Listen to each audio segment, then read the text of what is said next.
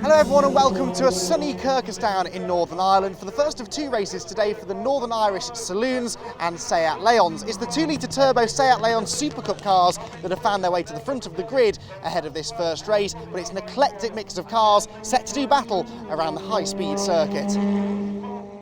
So cars lining up on the grid then. This is the order in which they'll line up, with the Seats at the front of that grid. Barry English on pole with Brian Berry alongside, and Darragh McMullen looking for a good start from row number 2. Then the Saloons, Matt Linus has Donald O'Neill alongside him, then Gavin Kilkey and Greer Ray. Johnny Smith and Keith Ray are on the 4th row, ahead of Neil McMullen, Luke Baxter and Graham McDonnell, who did not set times in qualifying. Hopefully we'll see them out there at the back of the grid.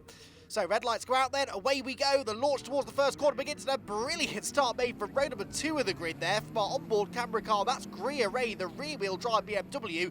He's up amongst the much quicker but front-wheel drive Seats. That rear-wheel drive BMW always does have an advantage off the line, but it was quicker away than even the other BMW, so Greer Ray gets the lead in the Saloons. At the front of the Seat queue, I think it's still grid order: English, Berry and McMullen. Then you've got the older Seat Leon there that's running in the saloon element of the race, despite confusingly being a Seat Leon, but it's the older spec car, so it's not eligible for the Seat Leon Cup element of the race. But that car running in the Saloons is a rapid car being driven by Donald O'Neill, and there he is looking to the inside of the Renault Clio of Matt Linus that had the pole position, but again front wheel drive though both of those cars, so they've struggled a little bit off the line. So it's 3 BMWs at the head of the saloon queue as they head down the back straight behind the pit lane and the paddock for the first time. The Seats then are at the hairpin for the first time of asking, with Barry English leading the way. Takes a very defensive line out of the hairpin. Brian Berry then trying to go with him and trying to attack in the early stages. Qualifying though, there was quite a gulf between them, about 9/10 of a second separated English from Berry. Berry in turn, there was only about 3/10 quicker than Darragh McMullen behind him.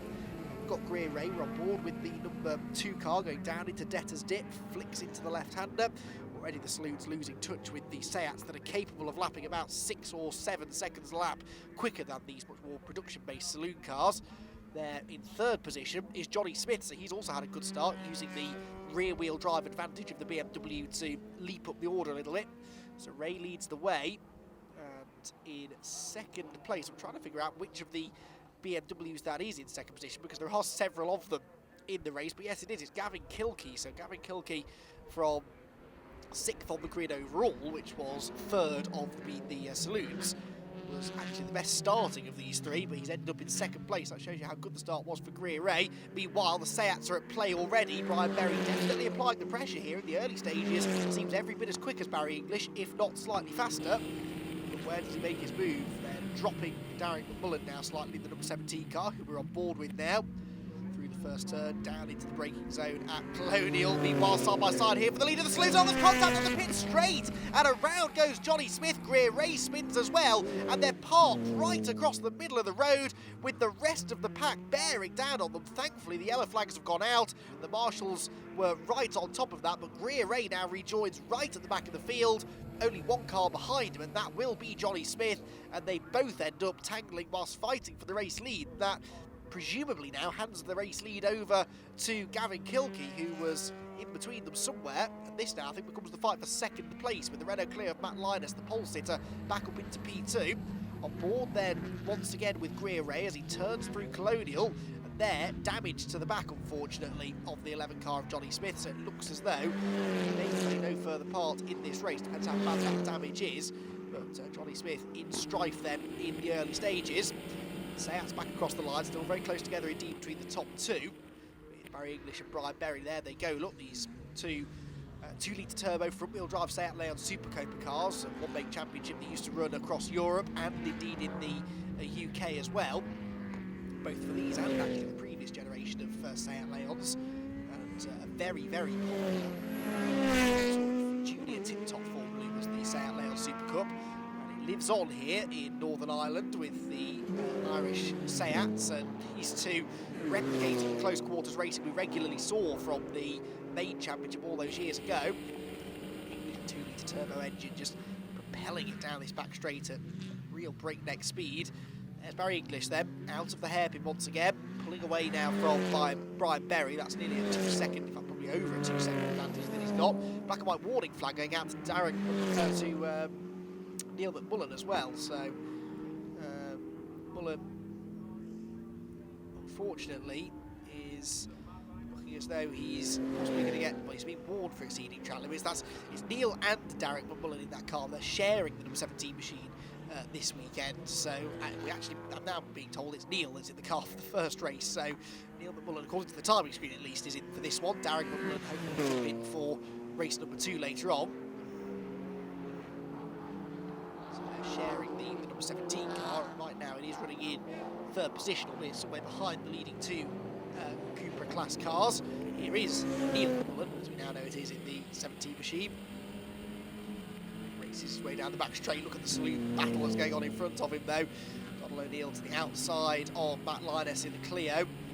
0.6 litre turbo engine in the Clio, 1.8 litre turbo in the Seat, but it is an older engine of course. Going to try and go right around the outside, but where does Neil McMullen go here? He's going to go right between the 2 of them. Uses the superior power of the 2 litre turbocharged Seat engine in his Leon Super Copa and moves ahead of both. Still Clio ahead of Seat in the saloon battle, so nothing really changed there. And they can resume the battle now in much the same sort of position they were in a few laps ago before the overall race leaders came in amongst them. So Seat closing back in again here, but we're into the final few laps of this race now.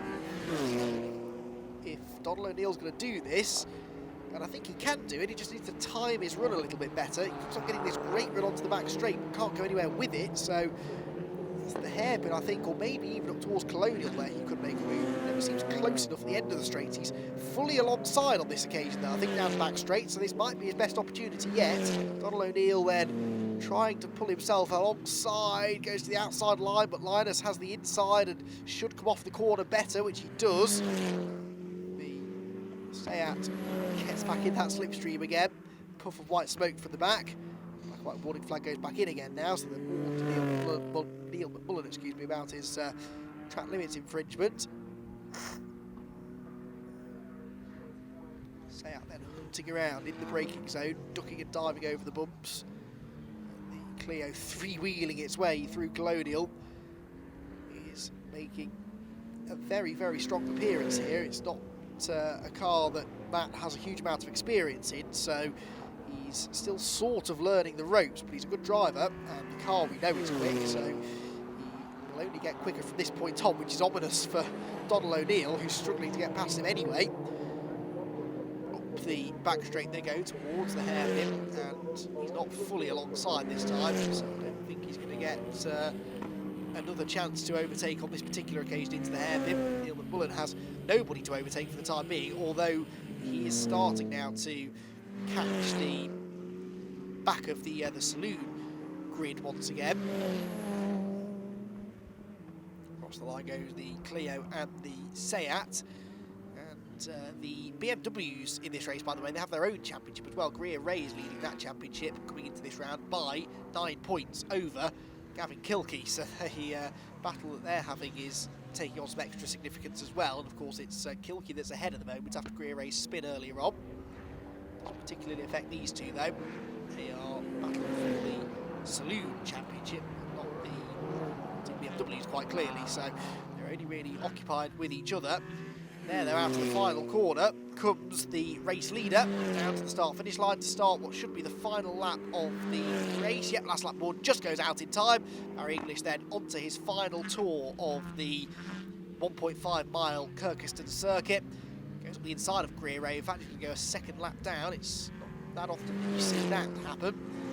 Spin really rather took him out of the contention for the victory, but hopefully in race 2 he should be able to bounce back. We know he's quick. The car, if he gets another start like he did in that BMW, then he should be capable, more than capable in fact, of fighting for a win or at least a podium. Just needs to try and stay out of trouble if he can. But down into the chicane for the final time comes our race leader Barry English, and he's got about a 4-second cushion now over Brian Berry.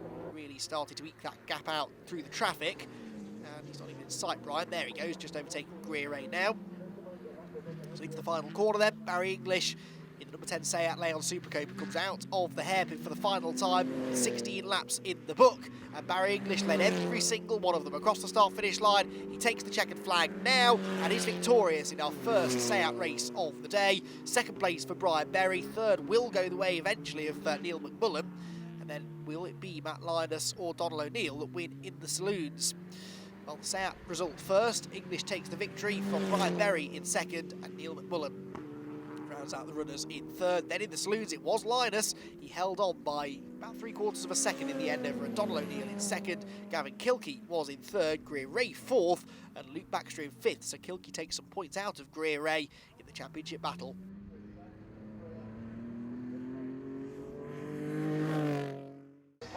The second race of the weekend for the Northern Ireland Saloons and Seat Leons is about to get underway. It's Darren McMullen on pole position after his race 1 victory earlier on this morning.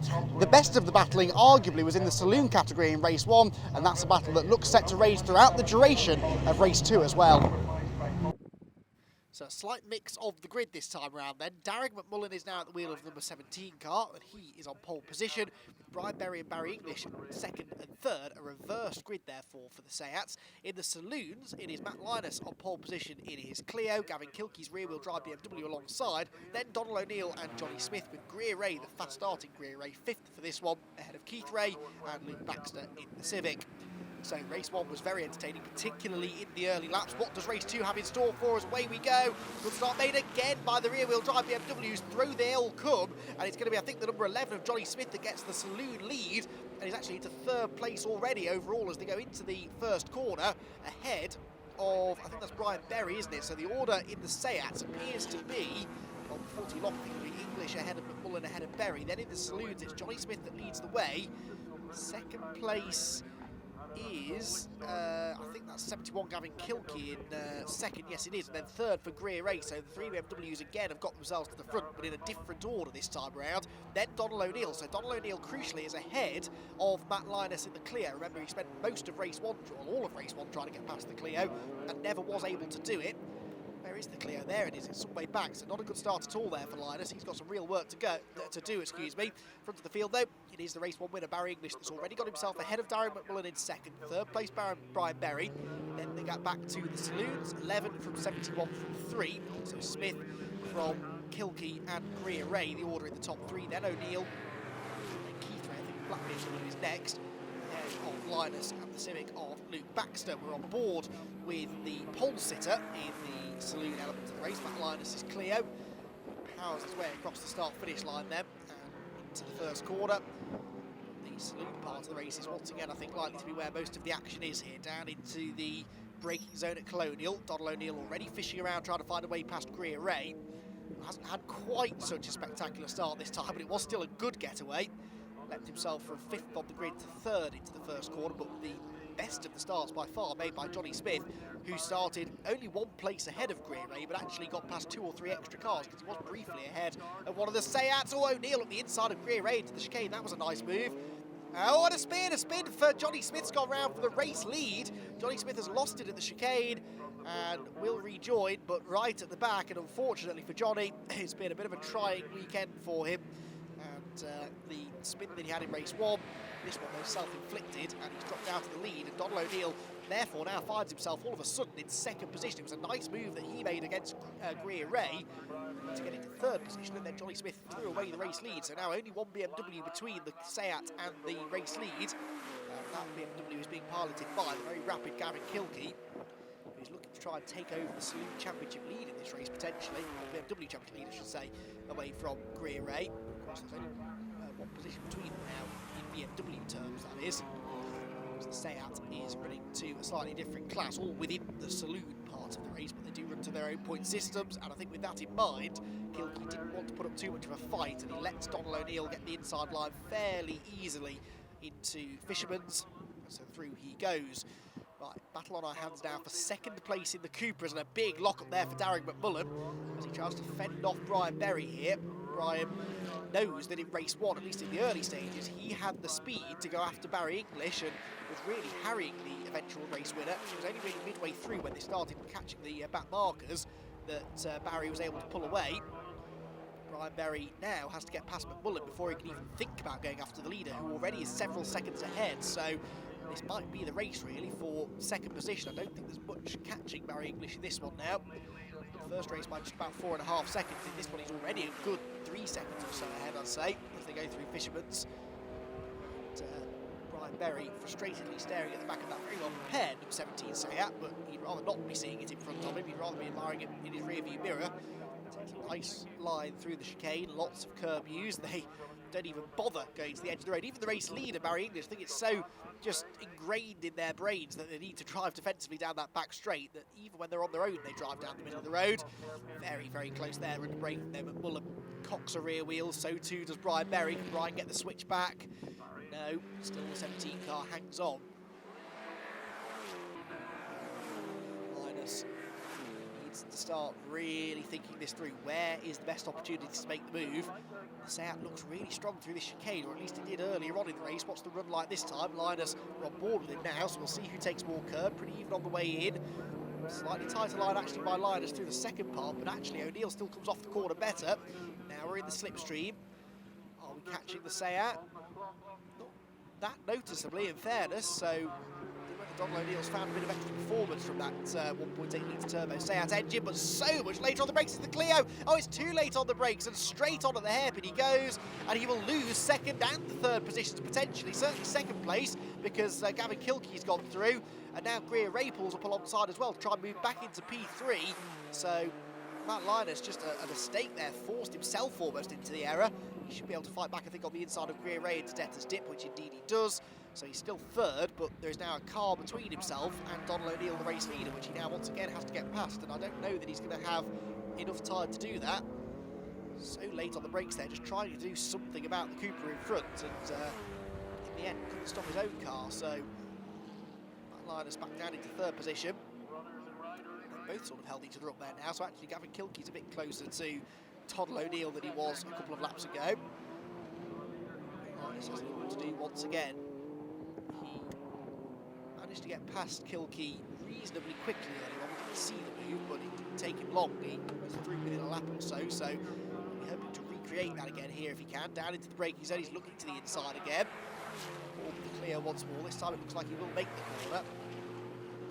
Wasn't actually late enough on the brakes to complete a manoeuvre there. The BMW drifts a bit wide though, so the Clio attacks once more in a straight line, and it should be able to drive straight through here. I think it's got his nose in front again, and just as we saw in race one, it's able to drive past Gavin Kilkey in a straight line.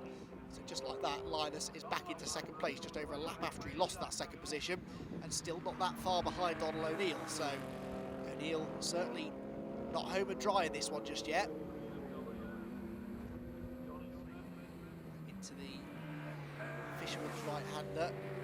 Seat again a little bit wide, but seems to carry good momentum from these wide lines, almost as if it's an intentional sort of driving style. Leader comes through though. We're going to see the last lap board this time. Yes, we are. So Barry English looking good for the double here. He's nearly 10 seconds clear now. Darren McMullen in second, and he too has pulled about 3 or 4 seconds over Brian Berry behind. So I don't think we're going to see any changes within the Seat Leon Super Copa part of the race. As I said, most of the entertainment really has been behind them in the Saloons. How entertaining it's been, but is Donald O'Neill going to be able to hang on then, or can Matt Linus find a way back ahead? Leader though out of Fisherman's, down into the chicane, one more time over the curbs. He's been the most spectacular over these curbs all weekend long. You can see it there, the car bottoms out, bounces around, and we've had a change for the lead. Oh no, and off goes Linus! Linus went through on the inside of O'Neill at the first corner, took the lead in the Saloons, and then spins it all away. Here's what happened. Well, the rear end of these Clios are notoriously twitchy, very stiff rear suspension, and I think the bumps at Detter's dip just unsettled the car, and around she went, and well, unfortunately for Matt Linus, he will now fall back behind. He'll be off the podium again, I'd have thought now. Well, that's a shame. He had made the move, and it was a great battle, but in the end, it comes to nothing for the Clio. Out of the hairpin, though, comes Barry English, a double race victory in the Northern Ireland Saloons and Seats for the Seat Leon Super Copa and Barry English. Second will go to Darren McMullen, and Brian Berry will have to settle for a second and a third place out of the weekend's racing. There's your result then in the Seats. English by 10.6 seconds in the end, with Brian Berry a further 4 seconds back. And Then in the Saloons, Donald O'Neill takes a dramatic victory in his Seat, with Gavin Kilkey's BMW in second, Greer Ray third, and Matt Linus dropped to fourth after that last lap spin, with Johnny Smith, Keith Ray and Luke Baxter the last of the finishers. Barry, a double race victory today at Kirkistown, not a bad day's work for you. That one you had a little bit easier though, you sort of made the break early on, didn't you? Yeah, I think I was a little bit lucky off the line. Brian had a mechanical problem with his gears, so that kind of gave me the break.